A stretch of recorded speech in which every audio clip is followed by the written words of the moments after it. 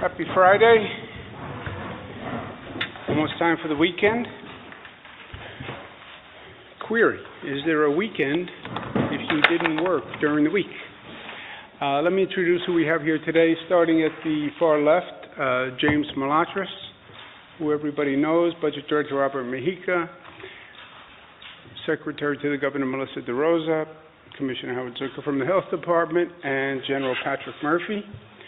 Call him General Patrick Murphy. General Patrick Murphy was in charge of our National Guard for many years. Did an outstanding job. I've been with him in many emergency situations over the years. He's a man who leads from the front, so he's my type of leader. He had so much fun that he retired, and then he came and joined us as Commissioner of Homeland Security. This team and the team we have working on this, New Yorkers should have total confidence because they have done it before. They've been in this situation, not this exact situation, but they've handled emergencies and they've handled them all very well. So they are proven. Let's go through this for an update on where we are today. Overview of the system. Everybody knows what we're dealing with.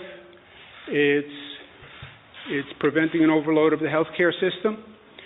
So the number of acute cases that are coming into the healthcare system, the growth in the number of acute cases must match the capacity of the healthcare system. And that's what we've been working on. We watch the rate of hospitalizations. We watch the rate of ICU hospitalizations even more closely. It's the difference between how many beds you need versus how many ICU beds. And the real focal point, the rate of ventilated patients, because that goes to the number of ventilators as we've been discussing. So those are the three most critical points. We need more beds. We've been saying that. We know that. We've been working on it. There was a discussion with all the hospitals across the state of New York today. There's about a 50,000 bed capacity that has to be increased. It has to be increased in the existing hospitals. We're planning to cancel all non-critical elective surgeries. By definition, elective surgeries that are non-critical can be done at a different time, and now is the time not to do them. We inform the hospitals of that. We're going to set a date probably next week for that. That will free up between 25 to 35% of the existing hospital beds. We have also instructed all the hospitals to maximize capacity. We want to know from each hospital how many beds can you get in your hospital. We're waiving the Department of Health and DFS regulations about space, etc. This would be for a short-term emergency basis, but we want to plan from every hospital, if you use every available space, how many beds can you get in the hospital? And we started that a few weeks ago, but that is now coming to a critical point. With the more beds, you need more staff. So we're going to nursing schools, medical schools, asking retired doctors and nurses to come back into service. Supplies are a major issue. PPE, gloves, gowns, mask suppliers. I am now asking all product providers, all companies who are in this business, we will pay a premium for these products. If you are a business that doesn't manufacture these exact items, but if you have equipment and personnel and you believe that you could manufacture these items, they're not complicated. A mask is not a complicated item to make. A PPE gown is not a complicated item. Gloves, nitrile gloves, are not a complicated item. If you can make them, we will give you funding to do it. And we will give you funding to get the right equipment, to get the personnel, etc. I'm asking businesses to be creative.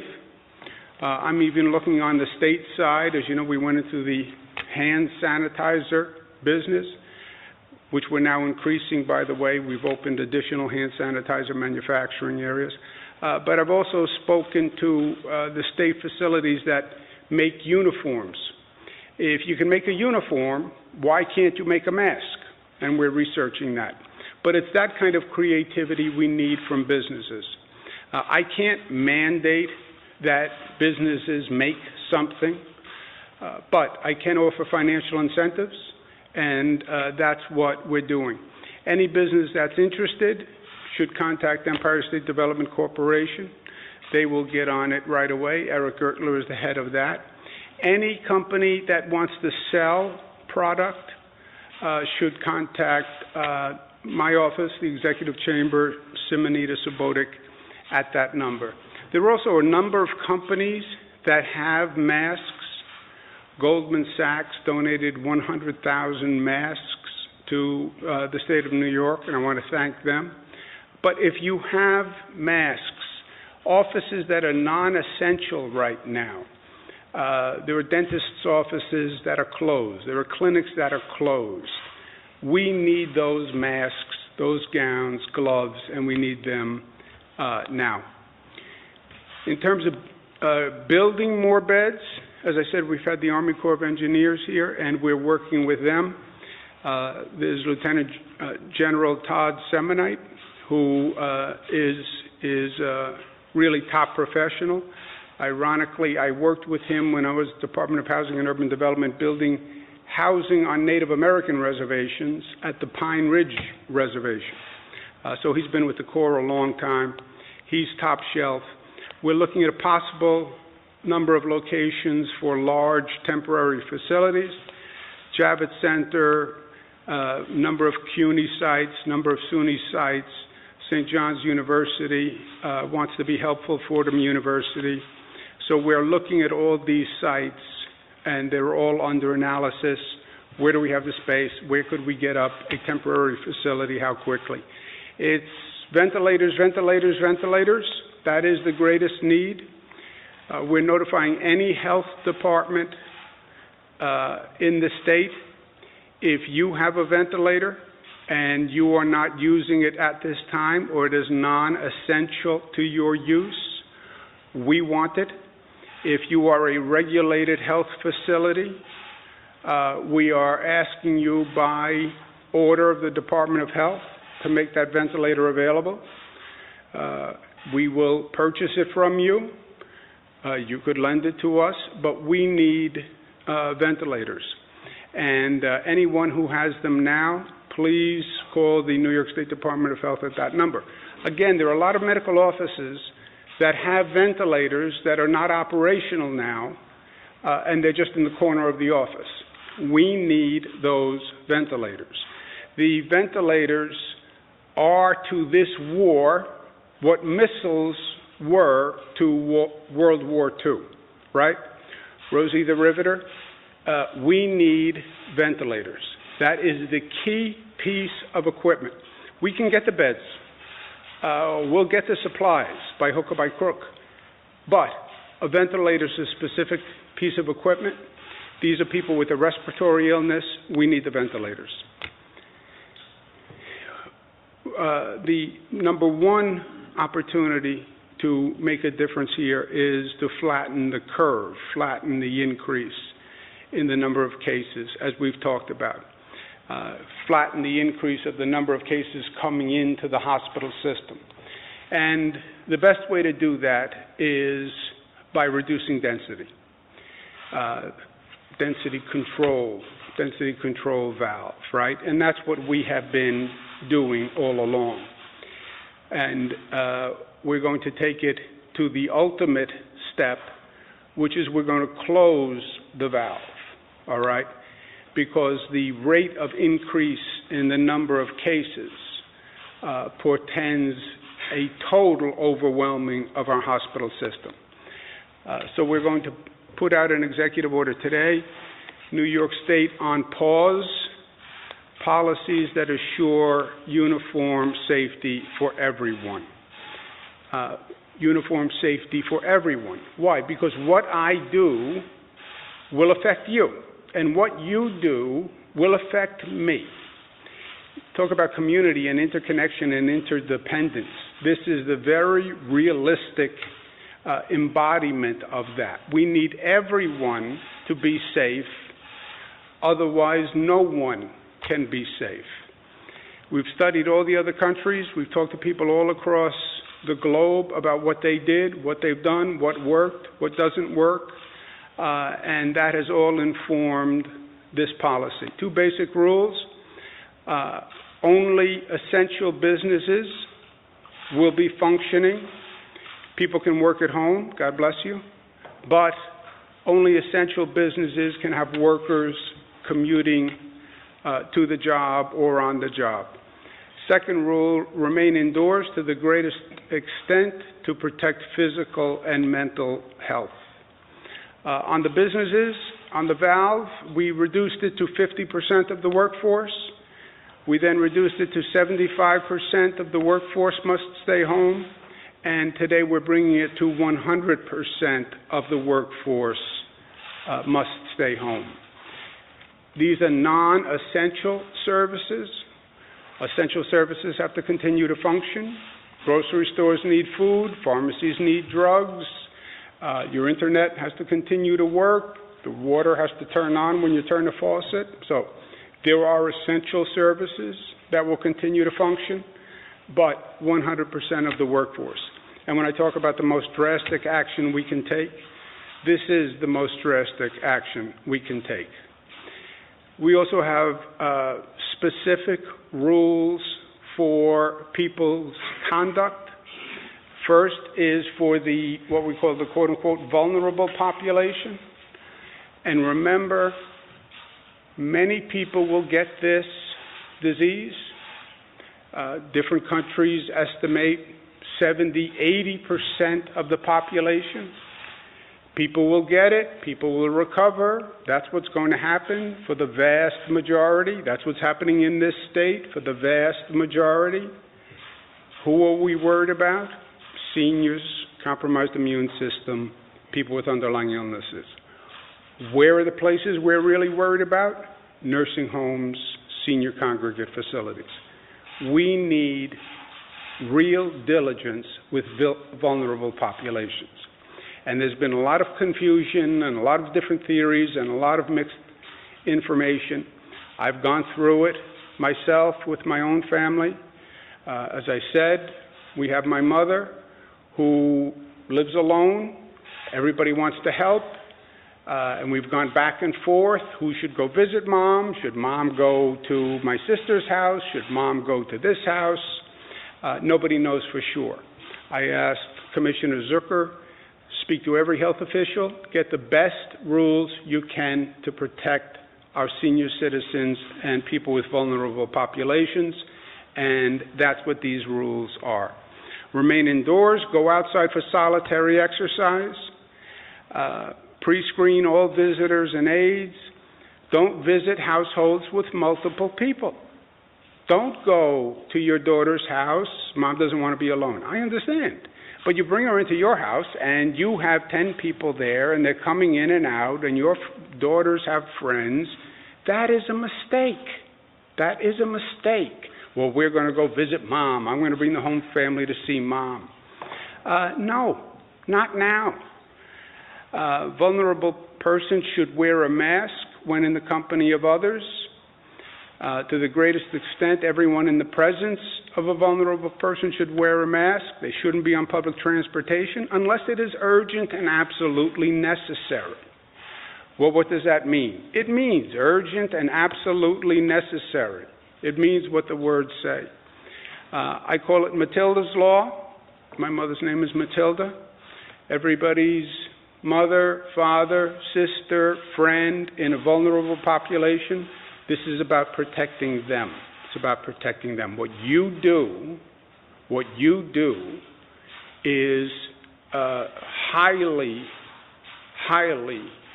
affects their health and well-being. The instinct to love, I want to be with them. I want my kids. Mom wants to see the kids. Be smart. My mother and your mother.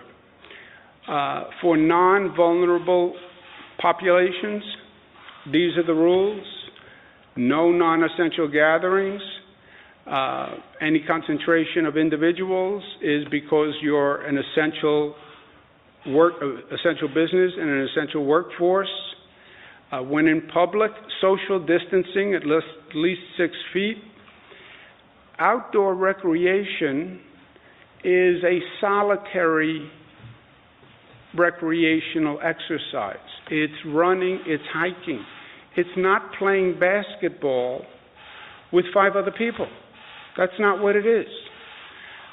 It's not laying in a park with 10 other people and sharing a beer. That's not what this is. There are people and places in New York City where it looks like life as usual. No, this is not life as usual. And accept it and realize it and deal with it. Sick individuals should not leave their home unless to receive medical care, etc. Young people need to practice social distancing, avoid contact with vulnerable populations. Precaution, alcohol wipes. We talk a lot about hand sanitizer. Since I went into the hand sanitizer business, I'm a semi-expert on hand sanitizer. Hand sanitizer is alcohol. That's what it is. You can't get hand sanitizer, get a bottle of alcohol, pour it on wipes, paper towels, that's an alcohol wipe. Hand sanitizer now, according to the CDC, has to be over 60% alcohol to be effective. These provisions will be enforced. These are not helpful hints. This is not if you really want to be a great citizen.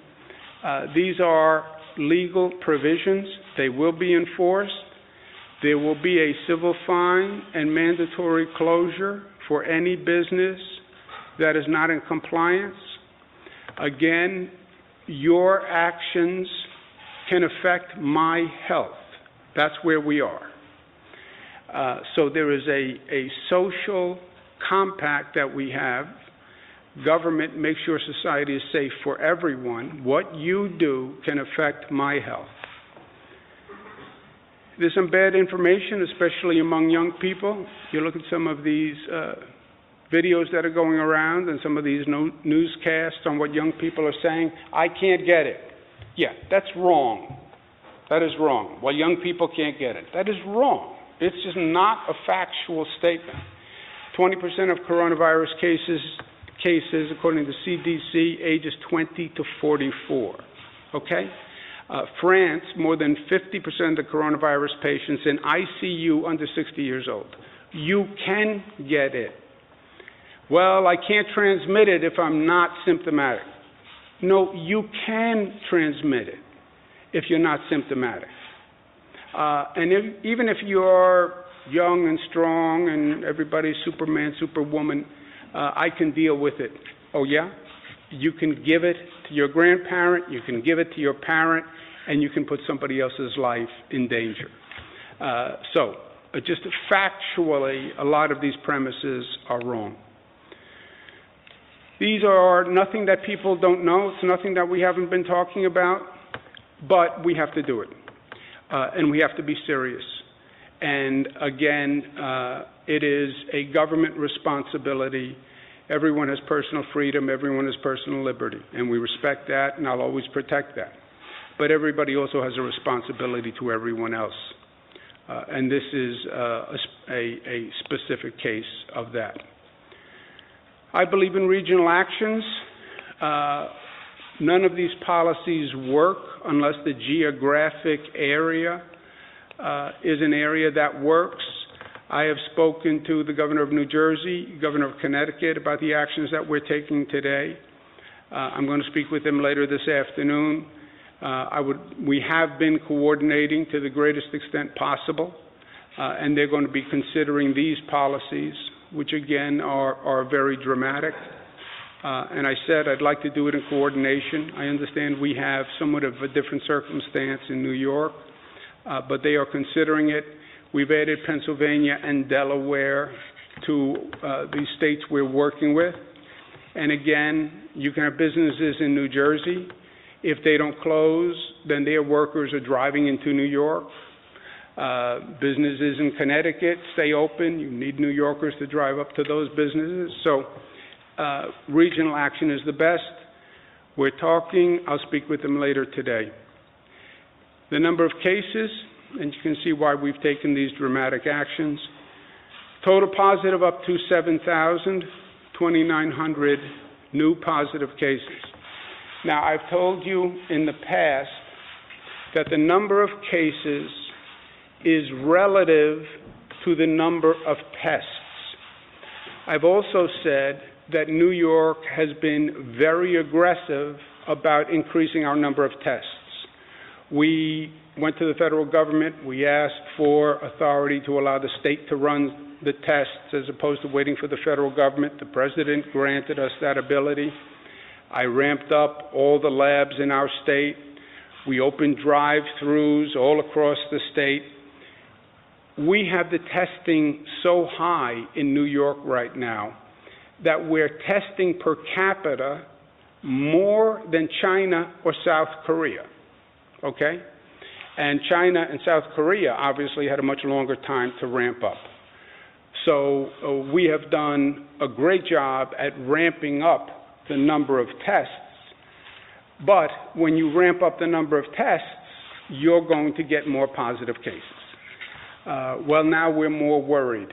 No, because it was the reality. The tests are just demonstrating what was. And again, if we could do more tests, you would find more positives.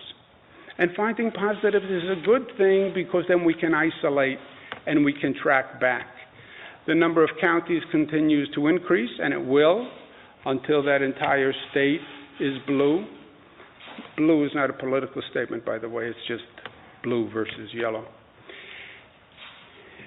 New York now has 7,000 cases. That compares to state of Washington that has 1,000. California that has 1,000 and change.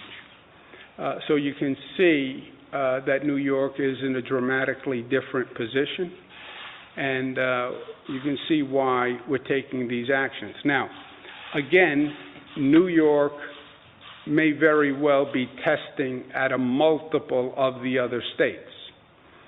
So does New York necessarily have 7 times more people who are infected than California? You don't know.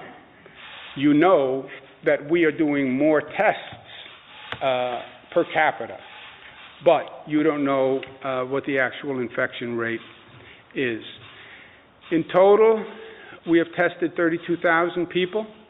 We did 10,000 tests last night. I had said last week that we would hope to get to 6,000 tests. We've gotten to 10,000 tests, which, again, I'm very proud of the operation, but again, that's why you see the number going up. The rate of hospitalization, watch this number, it's 18%, 1,200 out of 7,100. Again, overall perspective, look at the Johns Hopkins numbers. People will get sick.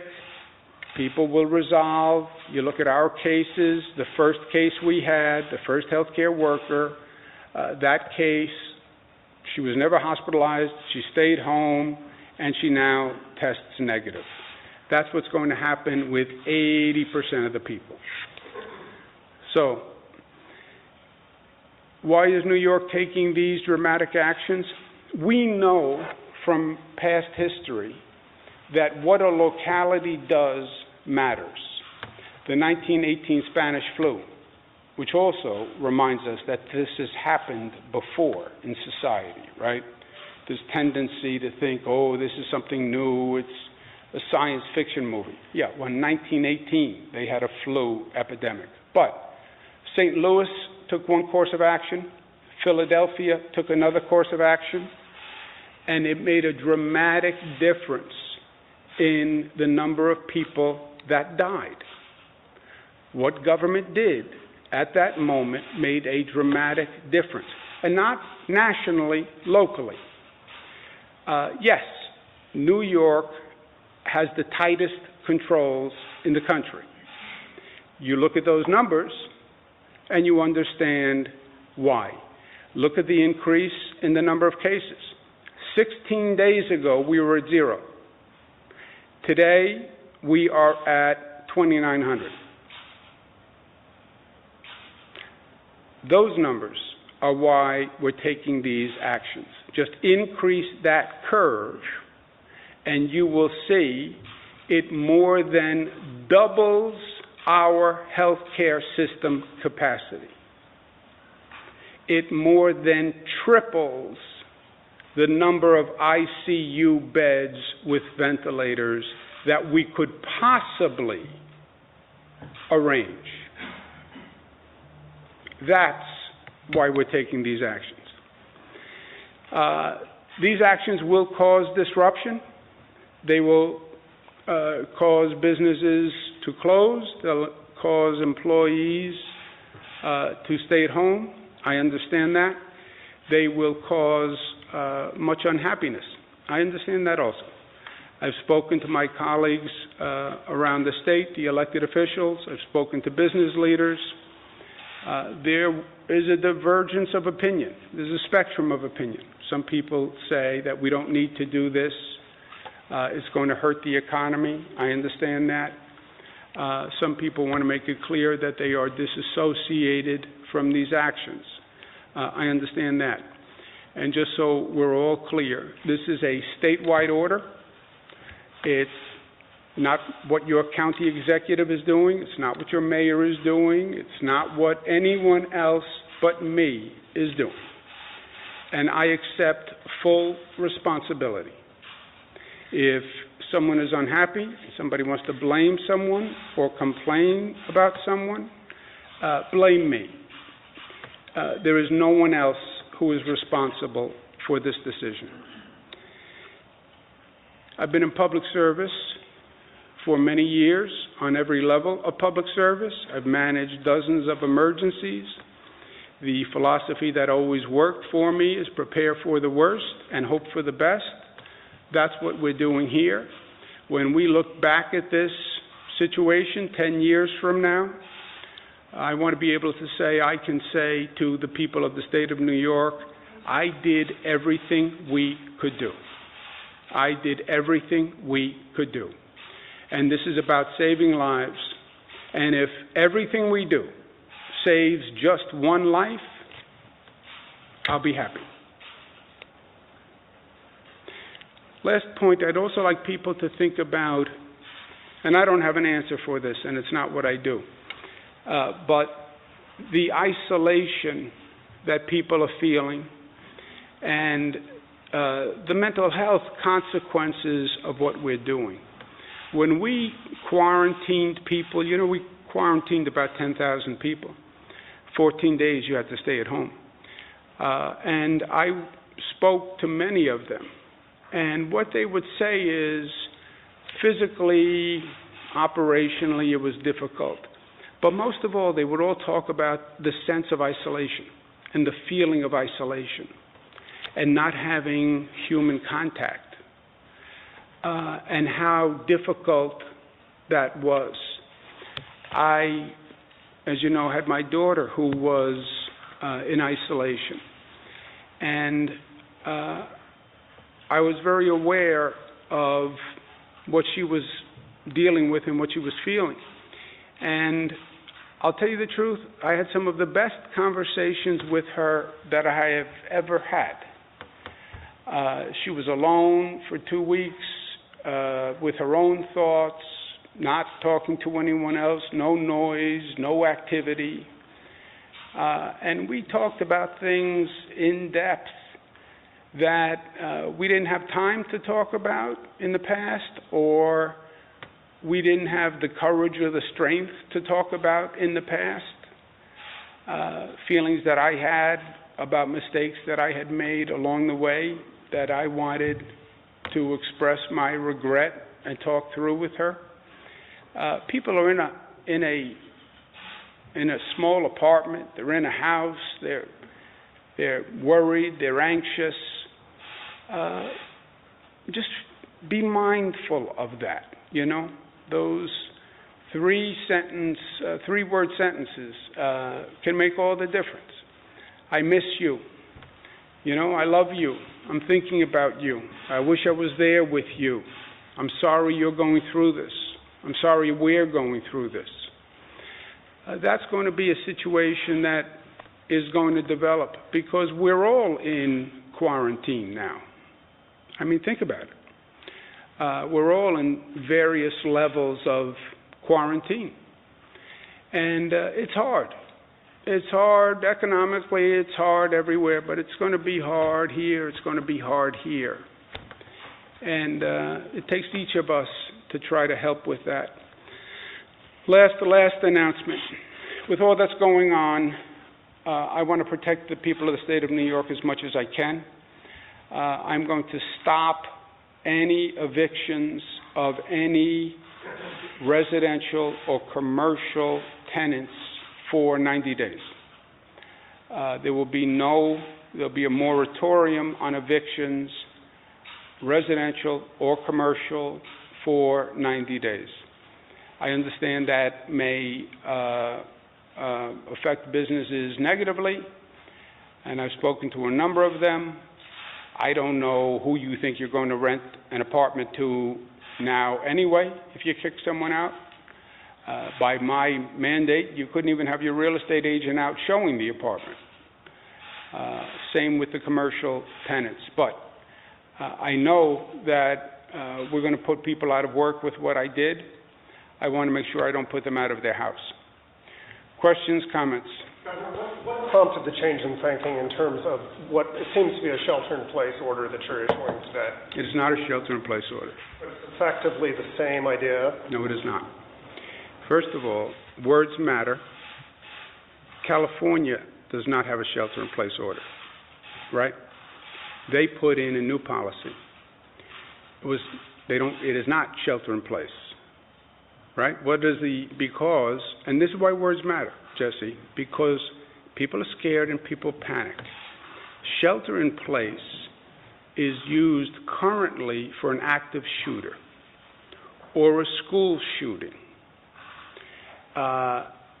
It was during a nuclear event, isolate yourself in the interior room, no windows, stay there until you get the all clear sign. The quote-unquote shelter-in-place policy was never shelter-in-place. It said shelter-in-place, accept this, accept this, accept this, accept this, accept this. And it scared a lot of people, and it panicked people. And even California doesn't call it that anymore. So why am I increasing the mandates? Because the numbers are increasing. And I said from day one, this is science and math. Watch the number, watch the trajectory. You have the density control valve. The number starts to go up, tighten the valve. If the number doesn't slow down, tighten the valve more. If the number doesn't slow down, tighten the valve more. If the number doesn't slow down, close the valve. We're closing the valve. When does this take effect? Sunday evening. Will this take out for restaurants and workers are being told to stay home? I'm sorry? Will this include restaurant workers, like for delivery and all that? Delivery services of food are an essential service. What about mass transit? Obviously, you've got fewer Mass people transit is operational because we have to get people to hospitals. Mass transit is operational because we have to get the essential workers to work. Are you going to put in a weekend schedule or something? We are not doing any of that right now. Remember, this all comes down to the healthcare system, and we're scrambling to increase the capacity of the healthcare system. We have to get nurses, doctors, healthcare workers, child care, and we need to get them to work. So the public transit system would be operational. Governor, is anyone monitoring or policing these businesses to make sure they're abiding by this 100% rule? We said for the first time, this is not voluntary, it's not helpful hints. We are going to monitor it. There will be civil fines, and there can be mandatory closures for businesses that don't comply. I am not kidding about this. The numbers are going up at such a rate that, as I said, it's more than double the capacity of the hospital system. It's more than triple the capacity of the ICU system. We can't get more ventilators. I can't increase that side of the equation. I can't create more ICU beds with ventilators. The only option available to us is to reduce the spread and reduce the rate of the spread. So close the valve. Step 2, make sure people follow the regulations and the guidance, and that's enforcement. So if a business that's not supposed to be open is open, yes, we will enforce it and they will be penalized. It's also, by the way, rude, disrespectful of basic social obligations. Can you please speak to what individuals, any penalties or fines individuals might face if they break these rules? You know, a cluster of young people at a park. Can you speak to what? We don't have any individual fines at this point. I hope they get the information. I think with young people, and we talked about this yesterday, part of it is they're just wrong. They have the wrong information. And that's what I'm trying to say today. They're just wrong. I mean, I can't tell you how many young people are out there saying, oh, I can't get, it doesn't affect young people. No, you're just wrong. I can't transfer it. You're just wrong.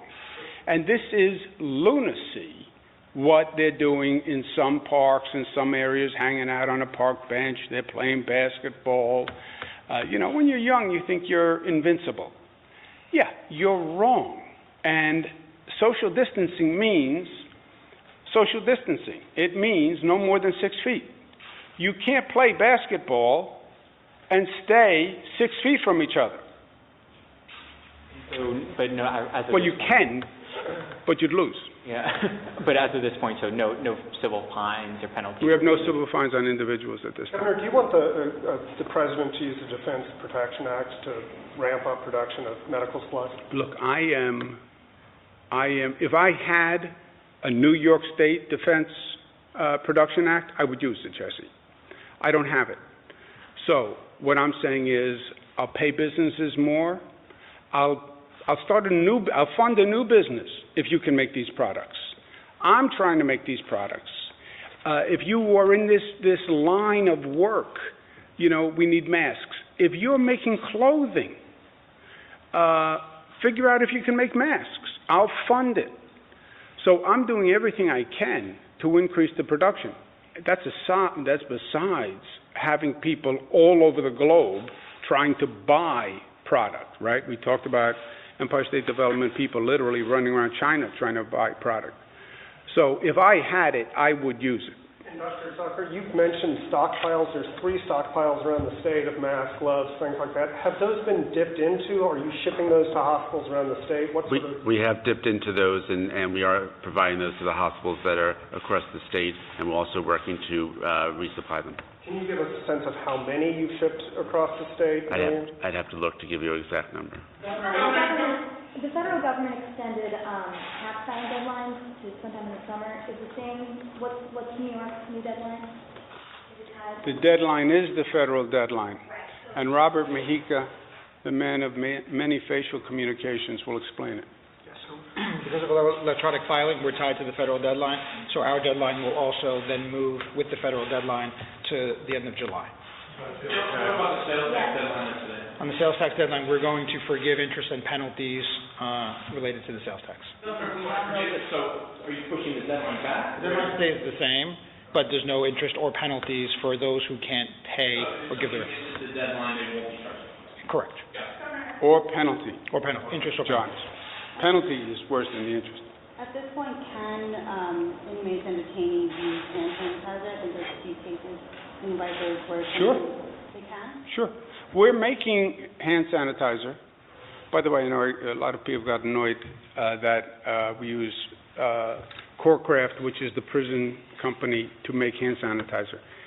The Corecraft company was already making chemicals, detergents, automobile lubricants, hand soap, so it was in their line of work. But the hand sanitizer is distributed to prisons, public transportation facilities, state government, local governments, etc. And we're increasing the production of hand sanitizer through Corecraft because we need it. The shortage has only gotten worse. What's the state's new death count as of this morning? Do you know that? 35 people. How many people in New York City? I don't know. I can get you the breakout. Do you know off the top of your head how many in New York City? No, we should up there. Do we have a range of the ages and Was that up whether there? they have underlying health conditions? I'm sorry, can you say that, Joseph? Do we have a range of ages for those who have died and whether or not they all have underlying health conditions? It's primarily senior citizens. Governor, we now know that Albany Medical Center and St. Peter's Hospital have stopped performing tests. We understand that Ellis Hospital has run out of them. People in the capital region, is there a place they can go to get tested? Doctor? Sorry, I was looking at the slide, I'm sorry. That's okay. We've heard that Albany Medical Center and St. Peter's Hospital have stopped performing tests, and Ellis Hospital has apparently run out of them.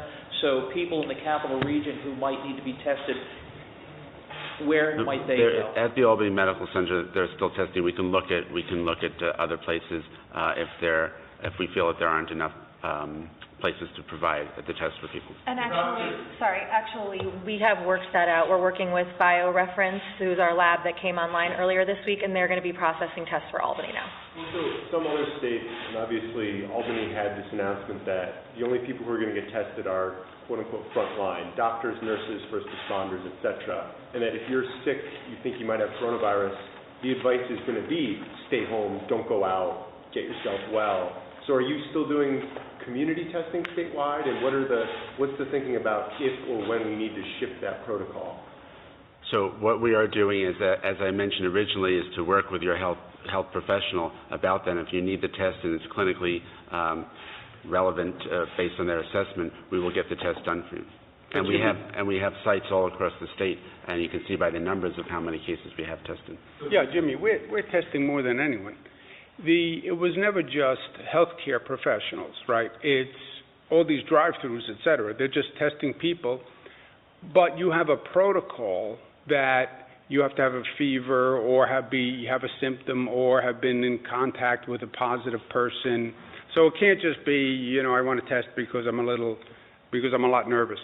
But that's for everyone, that protocol. Just to drill down on this for a second. So for a New Yorker at this point, they can go buy groceries as of Sunday, they can go walk their dog, they can go get medicine, but beyond those sorts of activities, basically you're telling people to stay home. Stay home. Stay home. Physical health, mental health. Yeah. You need to get out to take a walk and get some fresh air. Yes, there's a practicality to this. You can't say to someone, you must be locked in your apartment 24 hours a day for the foreseeable future, by the way. Look at what you're saying to people. This could be going on for months. Stay in your apartment for 2, 3, 4 months. That's frightening, Excuse me. Okay. Thank you. That was very, very nice of you, John. No, I'm not coming back here. There was no provision there. People have said that they're having problems getting in touch with the unemployment agency. Is there going to maybe a more streamlined process for people to collect unemployment? I hadn't heard that, but I'll look at it, and I'm sure we can find internet ways. We must have, do we know? It's been overrun to the point of near collapse, but we've been working every day to continue to restore it and build it back up. There's obviously mass volume right now, but we are working on that. Mr. Campbell? You've spoken a lot about the number of hospital beds you need and increasing capacity, but how do you build mobility in the system? Like 1,000 hospital beds in Long Island doesn't do you any good if you have like a sudden spike in Buffalo. So how do you build mobility into the system? Good question. The number one challenge, we need 30,000 ventilators. Everything is second to that. After that, we need beds, we need staff. Mobility, in truth, John, will move people. We're looking at these temporary facilities. Remember how this disease progresses. You don't come in and need an ICU unit in 15 minutes. You come in with fever, respiratory symptoms, etc. If we didn't have a hospital, if you come in and you live in Suffolk and we don't have a hospital bed in Suffolk and the hospital bed is in Queens, then we're going to put you in Queens. You're right, it's not convenient, but that's the least of our worries right now, frankly. So wherever we have beds and equipment, that's where we would put people. I'm even working on coordinating between upstate and downstate. You know, we have lower numbers in upstate. So we're coordinating the downstate need with upstate hospital beds. So it could be a person comes in and from New York City, but we have a hospital bed in Albany. And if that's what it gets to, that's what it gets to. If we have a hospital bed with a ventilator anywhere in the state, I would be happy. I mean, I'd be happy. If the only thing we were dealing with was complaints that you came in Suffolk and you had to go to Queens, I would take that in a heartbeat. And you've also spoken about, needing more medical personnel and getting people signed up there. Is there anything that non-medical New Yorkers can do to help out? Are there volunteer opportunities, anything like that? Well, there is a medical reserve corps that the state and the city have, and they have been activated to help out as well.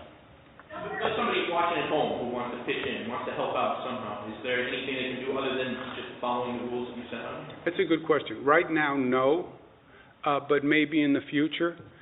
But right now, just don't get yourself sick, and don't get anyone else sick, right? Don't get yourself sick, and don't get anyone else sick by your actions. Other localities and states are running short of those swabs needed to do that test. How is New York doing in terms of having those kits available? Are we running low? Do we have enough of them? Look, we're doing more tests than anyone. Knock for America. Essential services. So restaurants do count as essential. What about food delivery services? Food delivery counts. What about laundry services? I don't know. We're working through the list of essential services now. So essential services are, look, society has to function. You have to be able to go to the ATM and take out money, and who's ever on the other side of that ATM, which I don't know, has to be there to make sure you get money. So it's just going through those services that need to function, but not like luxury services. You know, I want to get a massage. That's not an essential service. What about Verizon or Apple? Right now, That's an essential service. We've also asked the internet service providers to increase data capacity and to do it at no charge. And we're working through that. In other words, now you have all these people working from home. They all had data usage plans. They might exceed their data usage plan, or you may overwhelm that home service capacity. So it is essential that they work on that. And as a matter of fact, I've asked them to increase the data available regardless of your plan and not charge customers for that. Okay, so for private businesses, say like Best Buy, for example, has like a Geek Squad. Would that be deemed essential? The Geek Squad? Yeah, what if people need assistance with their technology? The Geek Squad. I'm going to go back and check. You got me on that We'll one. have the full enumerated list out this afternoon. What about, what's your latest thinking on the economy, the state budget? If you're kind of getting less revenue in, are we, as a state, going to get into a cash crunch at some point? Yes. So when did that happen? Well, look, the federal government just moved the filing deadline for taxes until like June, July. We normally had tax payments in April.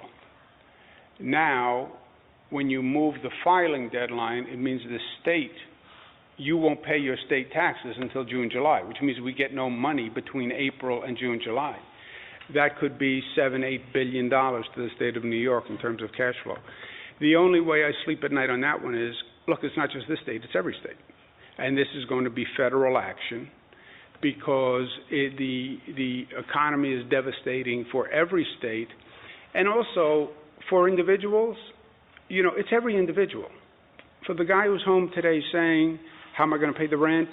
First of all, moratorium, you can't be evicted for 3 months anyway. But how am I going to pay the bills?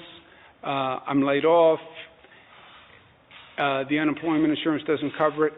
Everybody is in that situation. Everybody. And it's going to have to be a situation that this country addresses and this nation addresses, and the state addresses, and we will. And we will. But today, one crisis at a time. Deal with what is in front of you. And let's save as many lives as possible. And that's what these policies do. If people want to say to me, Jimmy, 3 months down the road, you know what? You shouldn't have closed all businesses. You added to the economic damage. I plead guilty. I plead guilty. I believe these policies will save lives. And I'm not willing to put a price on a human life.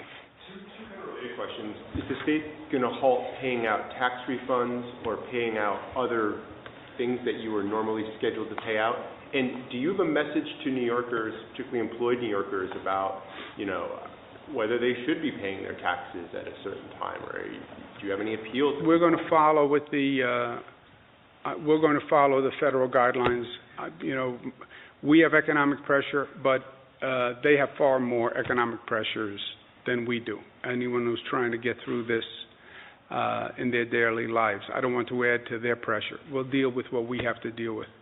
One other point, there was a person in our press office who was exhibiting signs of coronavirus. They're going to be tested, but we, as a precaution, quarantined employees of the press office in the meantime. I'm going to go to work. Thank you very much.